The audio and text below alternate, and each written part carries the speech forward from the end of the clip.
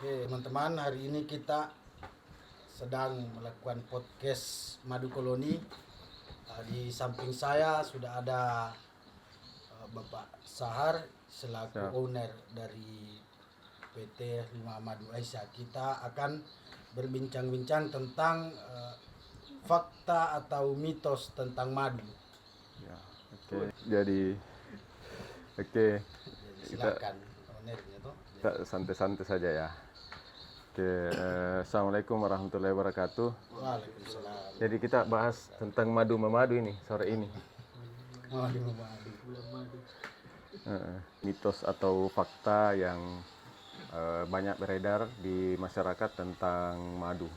Jadi mau dimulai dari mana nih? Langsung. Jadi ada juga mitosnya madu bukan cuma hal yang mistis-mistis, itu ada mitosnya. Ya, Saya kira cuma di atas gunung atau di hutan saja ini ada mitos-mitos begitu. Tapi Caca kita mana itu madu kan dari hutan. Iya, iya juga sih. jadi Wajar tahu kalau ada mitos dan faktanya tuh kan. jadi ya mitos fakta. Jadi bukan cuma hal-hal mistis yang ada mitosnya. Madu juga ada.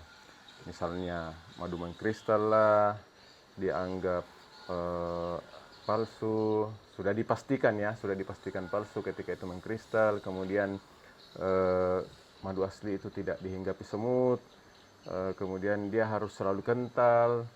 Ya, itulah beberapa yang mitos yang beredar di masyarakat.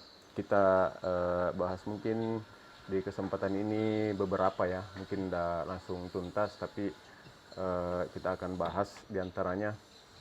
Yang pertama, madu asli tidak akan mengkristal.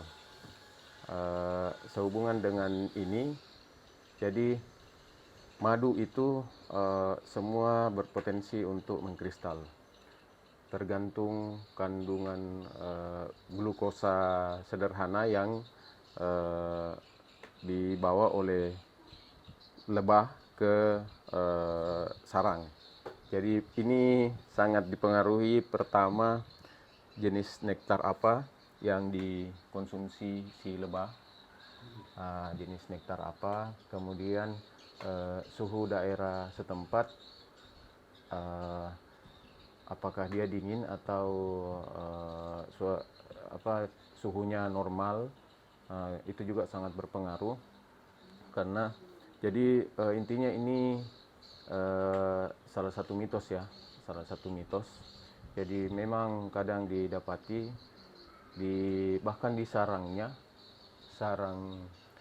lebah, kadang madu mengkristal di situ. Jadi dia ada kondisi tertentu dia membeku di sarangnya. Jadi jangankan yang sudah dikemas atau sudah dibawa, yang masih di sarangnya, itu pun ada kondisi dia sudah mengkristal atau yang biasa dipahami membeku.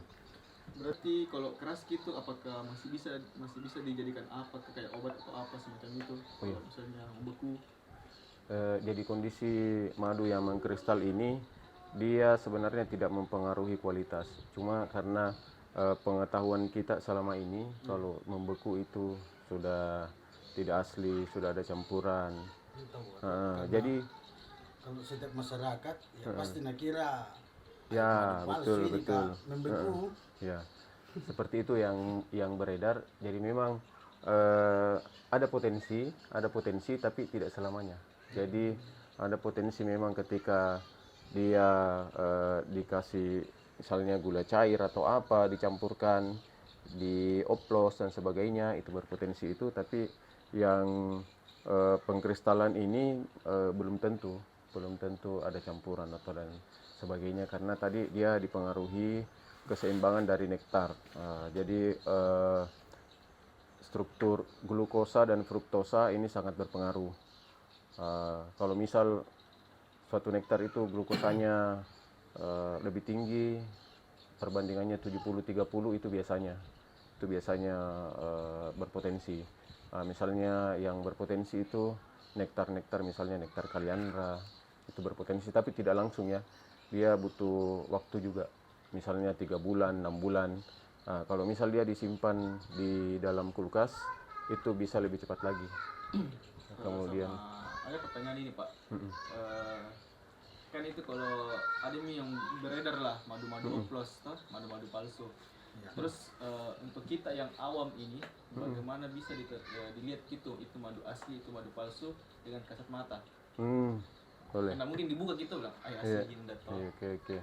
Jadi kalau mau tes madu asli dibawa pulang ke rumah ya. Oh berarti dibeli Beli dulu, tawa dulu. Beli dulu, baru cek sendiri di rumah bagaimana kayak asli atau tidak. Oh. Kepercayaan yang keyakinan. keyakinan masing-masing. Jadi ya ini jokes bapak-bapak ya. Jadi tidak beredar di anak muda. Tuh, jadi kalau misalnya mau tes madu asli itu dibawa pulang ke rumah. Kalau piring pecah artinya itu madu asli. Masih belum loading. Karena anu tuh istrinya tuh beli lagi. Jadi dibedakan madu murni dan madu asli.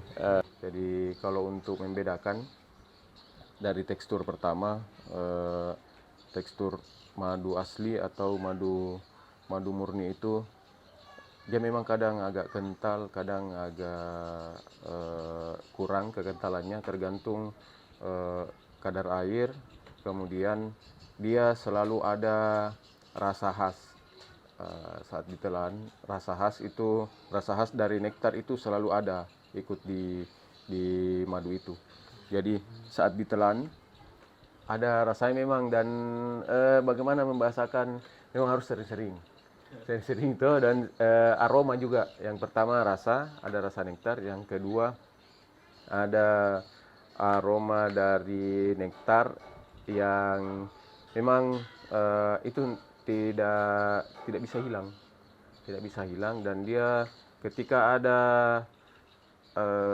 madu itu ada campuran, salah satunya pasti hilang. Tapi sahabat tuh ada dari teman-teman mau tanya tuh bagaimana itu rasa nektar, jadi bisa datang oh ya pas ini tuh dijual nektar. Nektar ada bagaimana Ya, kelapa, bagaimana nektarnya bulu. Ya. Iya tuh Ada tahu nektarnya juga. Itu yang mau diuruskan bagaimana nektar Ya. ini. Bagaimana tahu itu nektar? Jadi sedikit tentang nektar. Jadi nektar itu yang dikonsumsi lebah dari bunga-bungaan, ada yang dari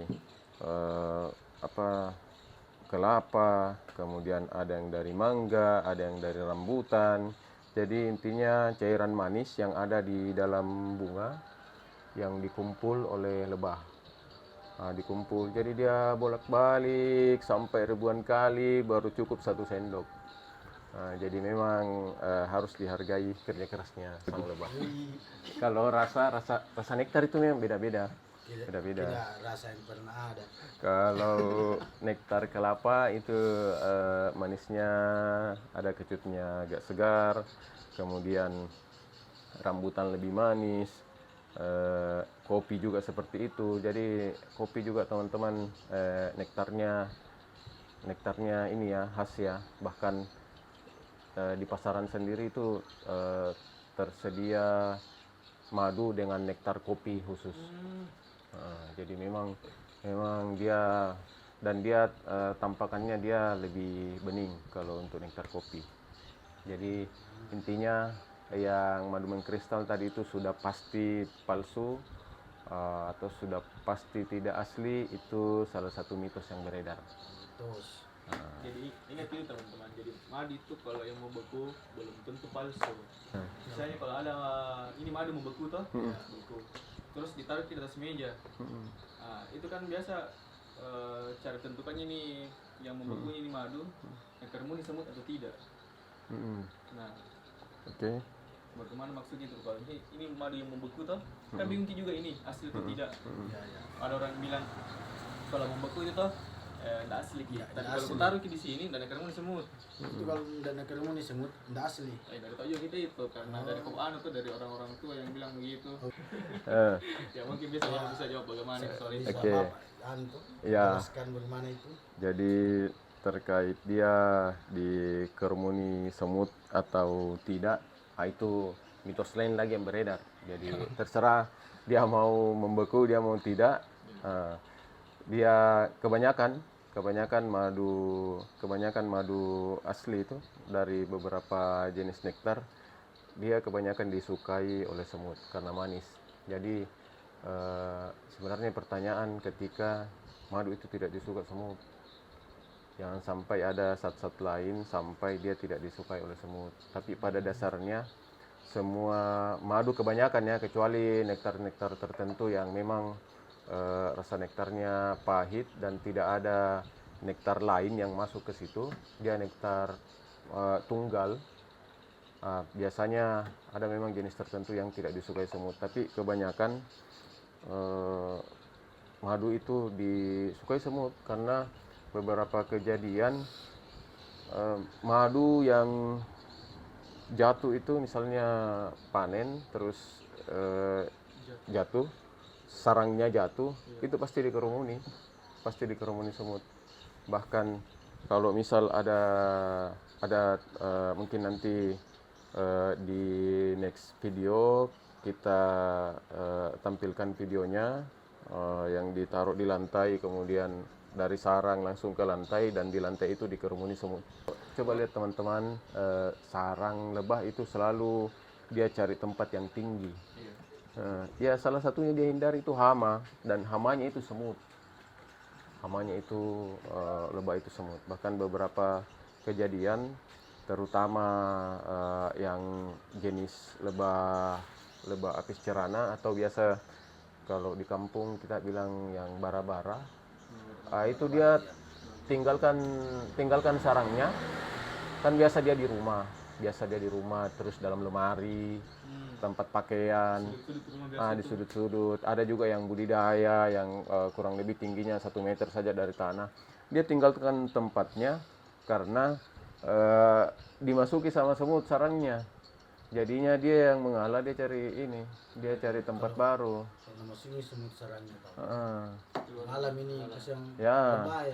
dia tidak kuat bertahan. Jadi memang hamanya itu, semut itu hama. Jadi yang tadi itu salah satu mitos yang beredar di tengah masyarakat kita. Oh, jadi itu mitos tuh, Pak. Mitos. Terus kalau misalnya inilah ada yang beredar dari bapakku pernah bilang, itu kalau mau kau lihat asli madu atau tidak, yang dicampur ke air itu ada biasa kalau yang diputar-putar kayak begini, ada itu.